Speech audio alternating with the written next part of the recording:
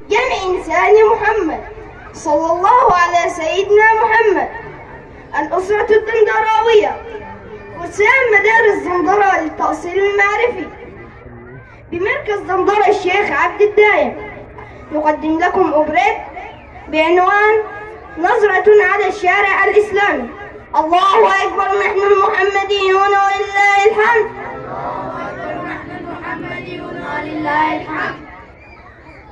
في النصف الثاني للقرن الثالث عشر من الهجرة ومن قرية دندرة بدأ مؤسس الأسرة الدندراوية الدندراوي الأول سيدي محمد السلطان عليه من الله رضوان كواحد من المصلحين لتفسير الحال الحزين وعلاج البلاء المهين الذي أصاب المسلمين، فشاهد 4 طوائف إصلاحية انفردت كل منها بتصور لما أصاب إنسان أوسط الأمم.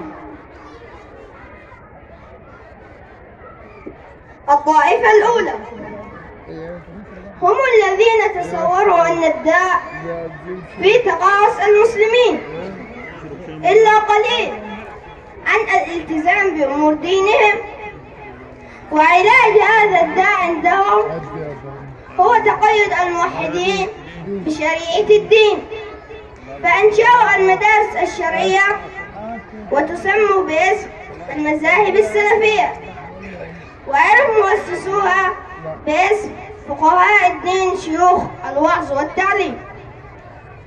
الطائفة الثانية وهم الذين تصوروا أن الداء في تهاون الكثير من المسلمين عن التقيد بخلق الإسلام، وعلاج هذا الداء عندهم هو التزام المؤمنين بآداب الأولين، فأنشأوا الزوايا الصوفية وتسمى باسم الطرق الصوفية، وعرف مؤسسوها بأنهم العارفون بالله أرباب التهذيب والإرشاد.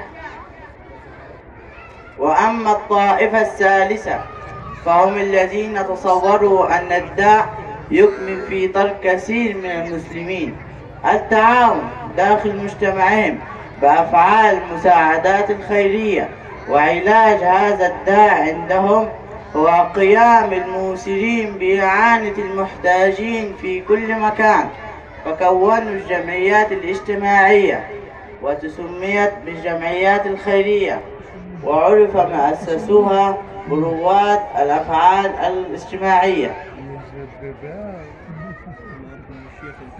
ذلك الطائفة الرابعة فهم الذين تصوروا أن الداء ينحصر في عزوف المسلمين بهذا التواصل الاجتماعي، بهذا الارتباط الإيماني الانتمائي. صار كل من اتبع السيادة المحمدية الجامعة وبايع الزعامة المحمدية الشاملة محمد التكوين، فبالتكوين المحمدي بنى الإنسان ذاته وألف عائلته وأقام مجتمعه وأنشأ أمته. وبعد أن توزع السواد الأعظم إلى 4 طوائف متخصصة اندس في كل موقع منهم طغمة فاسدة، وانقسم بذلك طوائف الشرع الإسلامي إلى فريقين: فريق أساء النية فعمل بعمل أهل الفرقان، وفريق أساء النية فعمل بعمل أهل البهتان. بهذا أمسى مسلما أحد إسلامي، إما مسلما يستقي هداه من تقواه، وإما مسلما جعل هداه وفق هواه، فبات الإسلام غريبا عند كثير من المسلمين. وبقصد الإصلاح الإنساني ولا مقصد غيره، فبعد أن جال الدندراوي الأول سيدي محمد السلطان عليه من الله رضوان. وعقب تصور وتبصر وتفكر وتدبر هدى الله جل وعلا السلطان الدندراوي الأول إلى التعرف على الداء، فأصل بلاء ما قد وصلنا إليه هو تركنا لما كنا عليه. أما ما كنا عليه أن كل من أراد دينا الإسلام دينا لعقيدته يعلم أن لسيد البشر رسول الله صلى الله عليه وسلم دورين في حياة إنسان وأمته، وهم كالتالي: الدور الأول هو عليه الصلاة والسلام الرسول الخاتم الذي أقام الله جل وعلا به الإسلام. وأما الدور الثاني هو عليه الصلاة والسلام الزعيم الجامع الذي جمع الله جل وعلا به المسلمين. فبدوره الأول وهو صلى الله عليه وسلم صاحب الرسالة الخاتمة، فجعله سبحانه مدخلا للتوحيد لكل من أراد أن يكون من الموحدين. فمن أراد أن يدخل في الدين الإسلام وشهد أن لا إله إلا الله ولم يشهد أن سيدنا محمدا رسول الله فما دخل في عداد المسلمين وإظهار لعلياء الرسالة المحمدية الخاتمة. التزم كل من الموحدين بالتزامين متزامنين وآخرين متتابعين، فأظهر على عامة المسلمين التزامهم بأمور الدين أن الدين مسلك وسلوك ومنهج ومنهاج. وبدوره الثاني فهو صلى الله عليه وسلم صاحب الزعامة الجامعة، وجعله الله سبحانه وتعالى سيد الموحدين وزعيم المسلمين صلوات الله عليه وسلم.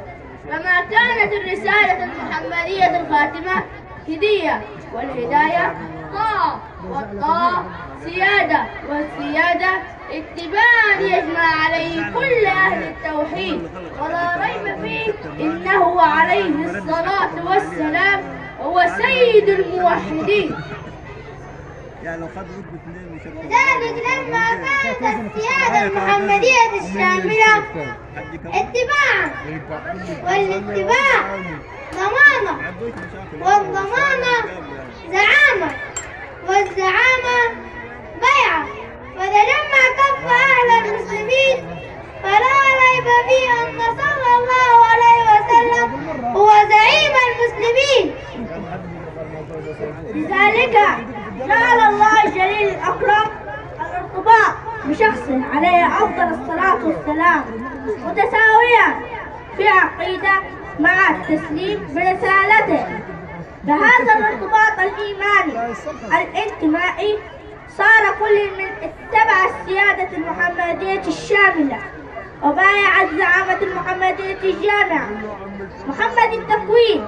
وبتكوين المحمدي بنى الإنسان ذاته وألف عائلته وأقام مجتمعه وأنشأ أمته. يا نقطة الباء يا مفتاح أنت ويا خير الأنام ويا من لا شبيه له، من ذا يضاهيك والأقوام ما خلقت إلا لأجلك والمولى اصطفاك له. الله أكبر، نحن المحمديون ولله الحمد. الله